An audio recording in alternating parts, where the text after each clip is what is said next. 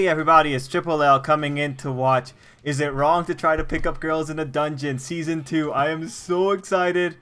I will let you guys know this is my favorite series right now. Especially my favorite light novel series. So much so that I got the books. I'm pretty sure these are going to be the volumes that we're going to be adapting. Very thick books. Well, actually, maybe not volume 8. We'll have to see. Anyway, point is, I have the books. I'm a super fan. I love this series so much. Holy... I'm pretty sure we're going in with chapter 6 volume 6 because I don't know about the I haven't seen the Apollo stuff yet, so it's probably what's going to be happening for the first little bit of the season. The first season adapts 5 volumes, so fair to assume that the current promo art is focusing on a later volume, and I think it'll be fine. Volume 7 is the one that's appearing in the promo art.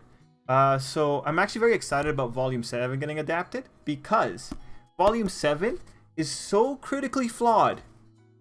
Well, I'm overstating it, but it's wonderful to see the level of flawitude that's in Volume 7. Volume 7's problem is really just like there is a theme going on, and one of the resolutions of that volume contradicts that theme so hard. So it's really funny because Volume 7 is such a departure from the rest of the series that it had to like step up the thematics a bit, and it's really funny. It's an interesting case where the author couldn't live up to the growth that his is it a lady or a guy? Gino Omori. That sounds like a lady. I'm not gonna judge.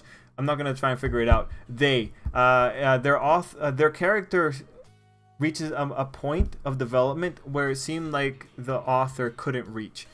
So it's a very interesting volume.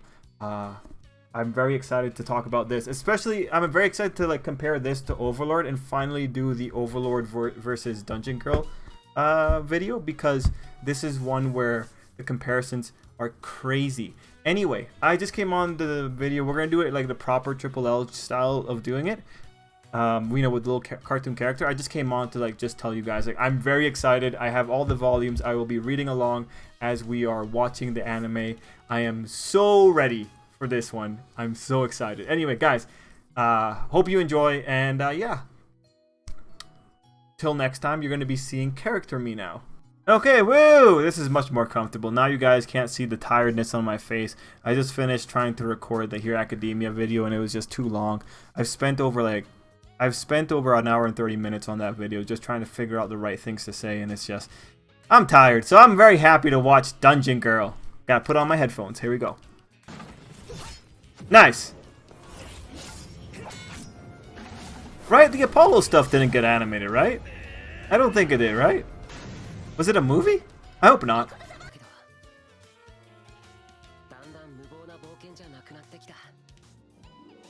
Good to see our old group back together. So that was a pretty good, like, just reminder of the goals here. Okay, good. I'm just reading along with the novel right now, and okay, we're very, very early on in the first chapter of Volume 6. Just to let you guys know, this is going to be a very action-packed arc. There's like quite a few set pieces or action pieces that were really nice.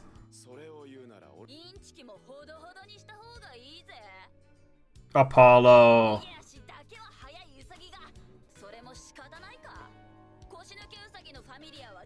This is like really annoying. Oh, I know your future, buddy. Can't wait for you to get ricked. Oh, here we go. You can't make fun of Hestia. Ah, nice. Oh no, it's a full-on brawl. That guy's an elite. Oh, that's a brutal one. Those instigators.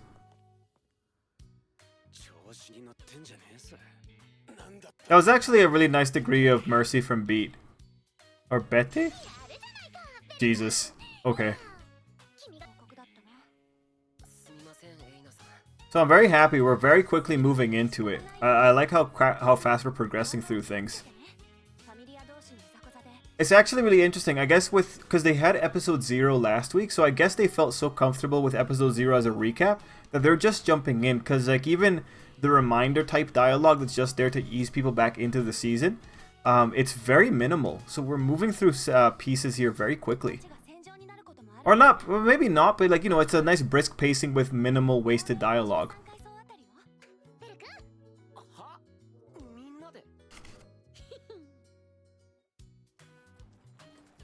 So we're already at like page...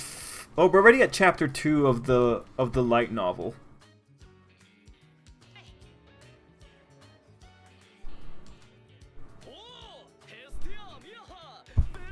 Oh, Hermes! Good to see him.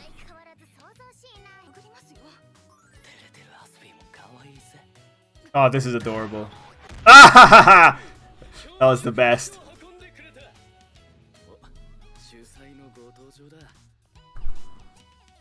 Oh, he looks like a prick.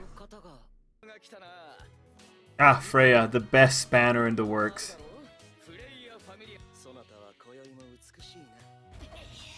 Oh no. Oh, you poor guys.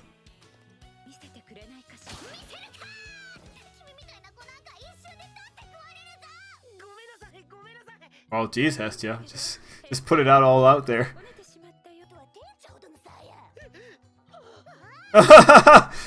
Oh, come on, guy.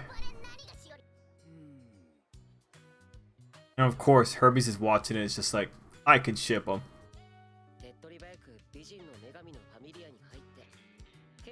And of course, now we're just getting reminded of Belle's grandfather and his role in all this.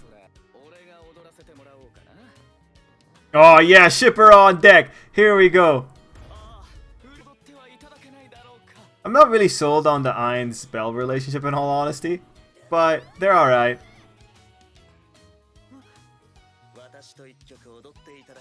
Oh, everyone's just being the ultimate wingman for the kid. I hope the music's good. Like, it doesn't sound great. Hope there's a sweet band in there.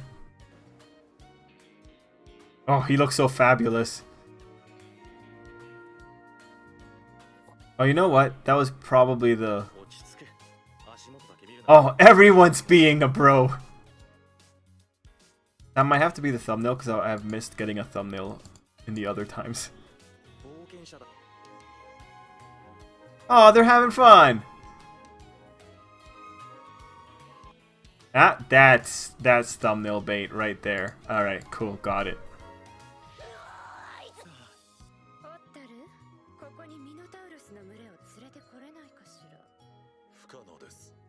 Oh, Freya's kind of like low-key jealous.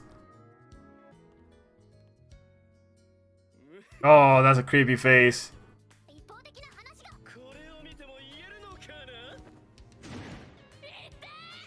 Oh, what a joke.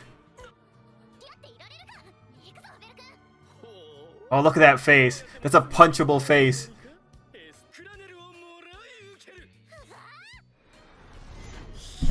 Oh, gross! Okay, so we are now very strongly into the conflict of the book, although there is a secondary conflict that pops up as well.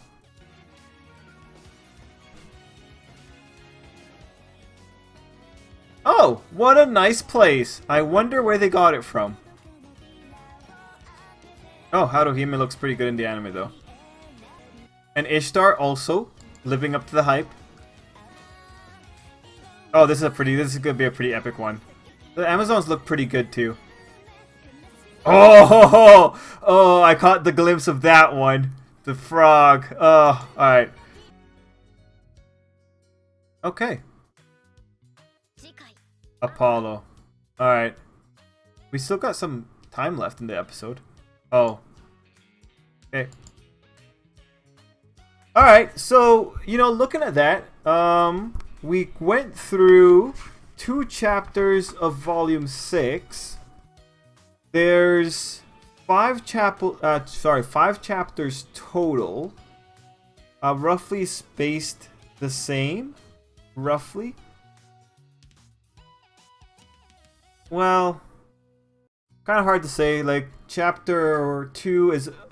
Like, chapter 2 goes from page 34 to 83. Not counting any of the illustration pages. I feel like the next episode could probably... The next episode could definitely adapt just chapter 3 by itself. And then episode 4, they could probably do like a chapter and a half for every episode. So we'll be at the at the volume 7 material in a few episodes, probably by episode 5. Yeah, we'll have to see how it goes. It depends on where they want to like allocate the majority of their resources. Now, it's really interesting. Like, they're choosing to, well, spoil the majority of the characters in Volume 7, but they're not really giving you much information about what occurs in Volume 6.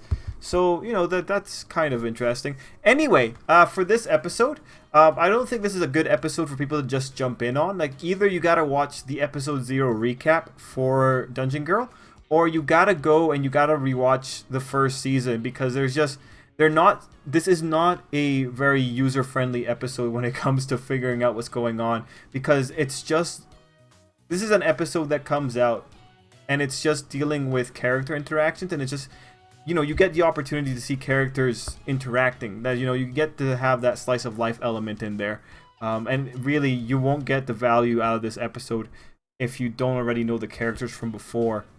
So I hope there's no one here who just picked up this season and just started watching with minimal information. I do recommend just checking out the rest of the episodes if you haven't, just because like this is one of those series that requires it. And like, it looks like the anime staff was ballsy enough to not make this super user friendly. I mean, like I said, they do have the recap episode 0, but still, it's interesting to see like the minimal dialogue.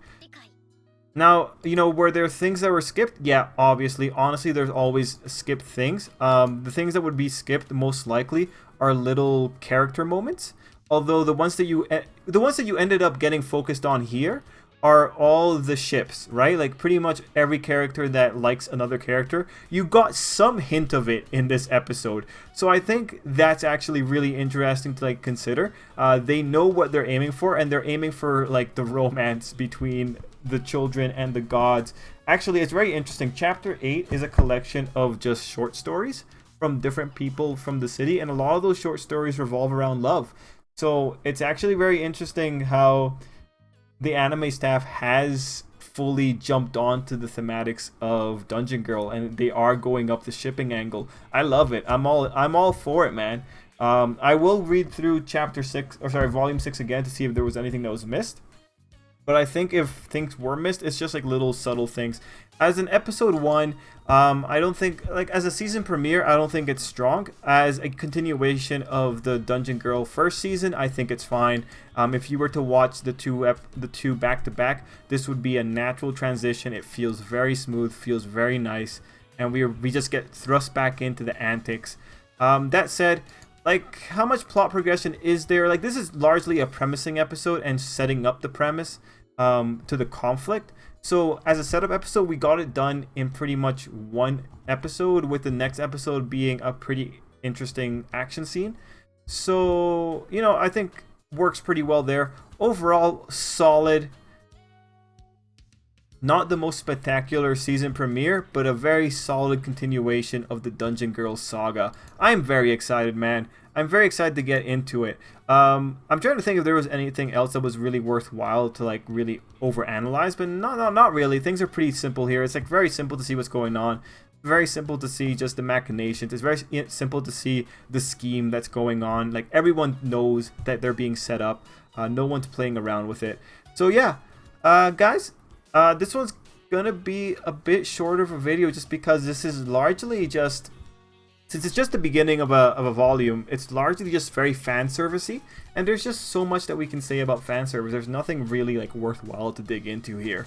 So guys, that's my thoughts. Let me know down below. I thought it was a solid episode. I thought it was a solid little moment with Belle and all the characters, and I think the character interactions in general were solid.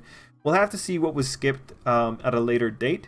I know for sure there was something about Belle's grandfather that was kind of just glossed over when he was talking to Hermes. But yeah, I'll get back to you guys on that one. Anyway, good stuff. Fun episode. Let me know what you thought down below. And until next time, I hope you have an absolutely great day.